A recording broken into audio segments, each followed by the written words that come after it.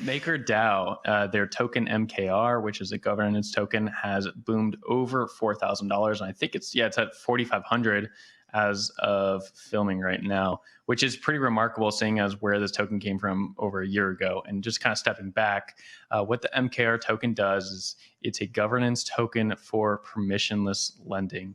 So if you want to take a loan out on DeFi, you can go to Maker, you can deposit some Ether in a vault or a few other tokens, take out the DAI stablecoin, and then go use that stablecoin for whatever you want. You can even cash out of it and get physical dollars if that's what you want to do, or you can put it into another DeFi app and trade with it. Kind of the sky's the limit there. The interesting thing here is that Maker, after a really long time, has finally had a real world asset be used for taking out a DAI loan. So someone took out $38,000 in DAI based on some mortgages, which is pretty interesting just to see this blockchain world now communicate with the meat space. And it's kind of what we were talking about yesterday with the Louis Vuitton bag yesterday, Jen. So we're kind of seeing ways that you can force the two worlds to talk to each other. You just have to structure it very, very strongly. And like Maker has been in the works since 2016. I think it's the oldest DeFi application out there. So pretty interesting to see the MKR token just booming to over well over 4K now, and that the oldest DeFi application is kicking it. So giving it back to you, Zach, because you've been covering Maker for so long. So long, I'm so old. Yeah, it is cool to see. I mean, I think this reminds me, at least, of the grand promise of DeFi. I think MakerDAO showed that you can put crypto assets in, get more crypto assets out, go back to the casino tables and make more money, so that the loan is easily repaid, right? So I think most people are using these things to facilitate further trades. The more and more that we see DeFi facilitate financial use cases that are currently served by banks, the more and more excited I am about this sector. So the fact that this is happening in some way, shape, or form right now, forget the token price right now.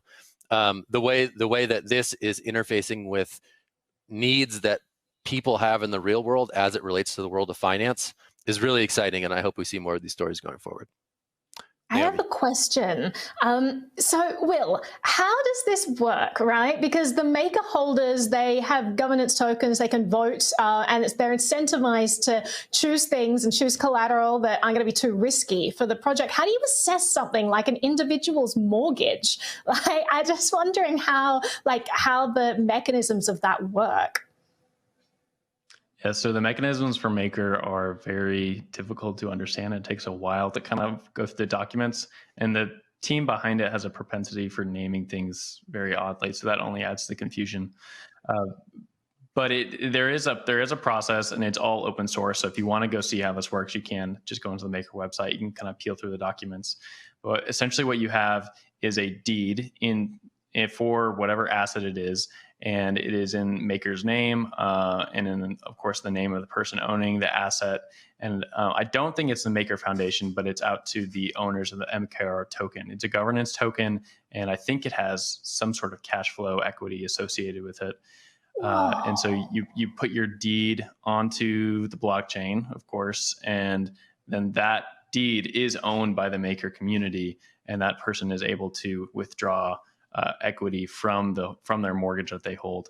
So there is a very rigorous and tested system behind this. It's not just a bunch of patchwork of developers putting this Jenga set together and then allowing you to take out stable coins.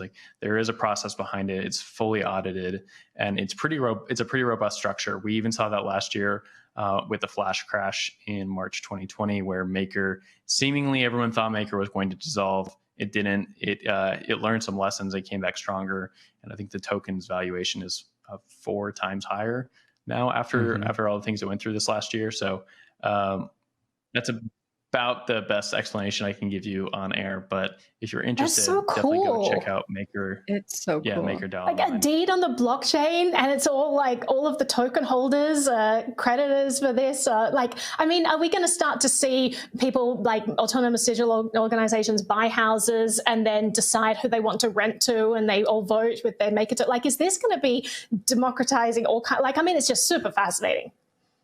Airbnb. Yeah, I think this is that incremental. This is that. like that incremental progress that's really promising to see, because it speaks to that larger vision being realized. And we were talking about this in the last segment, right? With like blockchains kind of talking to each other. You're starting to like take the Legos of all these different pieces and like build this house or whatever you want to build with it. And I think that's really interesting to get that sort of real world reflection, Zach, that you were referring to, that we see in the traditional financial system. Decentralize the government. That could be the next project, guys. Get on it, all you innovators out there. Go for it.